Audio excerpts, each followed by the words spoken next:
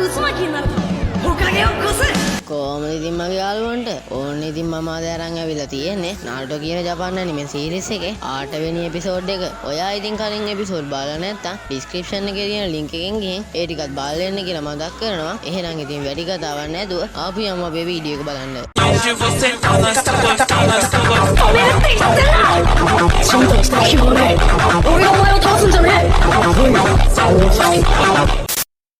ඕන ඉතින් මේ කතාව පටන් ගන්නෙ කලින් කතාව ඉවරුණ තැනින්මයි. කකාෂි සබූසට කුණා එකක් තියාගෙන ඉද්දි සබූස කකාෂි කරපු දේවල් ටික තේරුම් ගන්නවා. ඉස්සෙල්ලා සස්කිත් එක කතා කරලා තියෙන්නේ කකාෂිගේ වෝටර් ක්ලෝන් එකක්. එතකොට සබූස හිතනවා නේ ඉන්නේ කකාෂි කියලා. අර වතුරේ වැටුණු කොළය කකාෂිගේ ට්‍රාන්ස්ෆෝමේෂන් ජුට්සු එක. මේ වෙලාවේ සබූස කකාෂිට විසික් වෙලා යන පයින් එකක් දෙනවා. ඊට පස්සේ කකාෂි දිහාට දුවගෙන යද්දි මාකි බිෂි වගේක් දැකලා නවතිනවා. ඉතින් මේ මාකි බිෂි කියන්නේ කටු වගේ තියෙන නින්ජා ටූල් එක.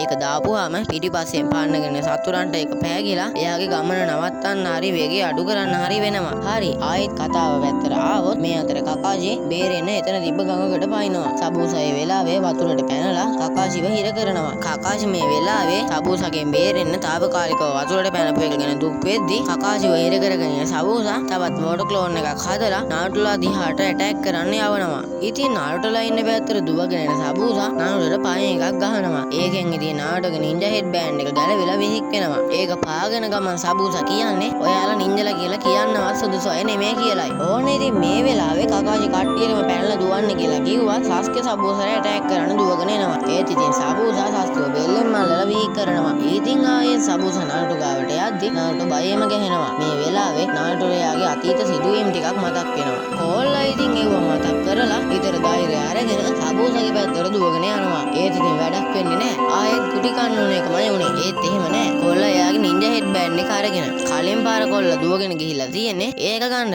ඉතින් නාරුටෝ අමාරුවෙන් නැගිටලා හෙඩ් බෑන්ඩ් එකත් බඳින ගමන් ගැම්මට කියන්නේ ඔයාගේ දින පොතේ ලියා ගන්න කවදා හරි කොළ ගම්මානේ හොකාගේ වෙන කෙනාව ඒ තමයි නාරුටෝ උසුමකි කියලා. එතකොට නම් මෙච්චර වෙලා නාරුටෝව විහිළුවකට අරන් හිටපු ටසුනා එයාගෙන පුදුම වෙනවා. කකාෂි කියනවා ඉක්මනට පැනලා දුවන්න. අපේ මිෂන් එක ටසුනාව ආරක්ෂා කරන එක කියලා. ඒත් ඉතින් ටසුනාත් කියන්නේ සටන් කරන්න කියලා. ඕනේ ඉතින් මේ වෙලාවේ නාරුටෝයි සස්කේ එකතු වෙලා සහයෝගයෙන් වැඩ කරන්න ප්ලෑන් කරනවා. ඉතින් ඒ වෙලාවේ අපිට සබූසගේ පොඩි කාලෙත් පොඩ්ඩක් කියනවා. පොඩි කාලේ ඉඳන්ම යක්ෂ වැඩ කරපු එකෙක් පොරට විභාගේ පාස් වෙන්න ක්වොලිෆිකේෂන් මදි වුණා කියලා එයාගේ යාළුවෝ ඔක්කොම එකිනෙකා මරා ගන්න සැලැස්සුවලු. ඔන්න මේ වෙලේ සබූසා සස්කේට හොඳ පාරක් දෙනවා. ඒත් එක්කම නාරුටෝ ෂැඩෝ ක්ලෝන් වලින් සබූසාව වට කරගෙන ගහන්න ආවත් පොරේ ටික ඔක්කොම ගාලා විහික් කරනවා. නාරුටෝ ඉතින් විසි වෙන ගම සස්කේට ඩෙමරින් ෂුරිගන් එකක් එවනවා. සස්කේ කාල්ලගෙන සබූසා පැත්තට යවනවා. ඉතින් හිටපු නැති වෙලාවක ආපු මේ ප්‍රහාරයෙන් සබූසා බේරුණා. සස්කේ ඉලක්ක කරලා තියෙන්නේ නම් කකාෂිව හිර කරන් ඉන්නේ ඇත්තම සබූසාව.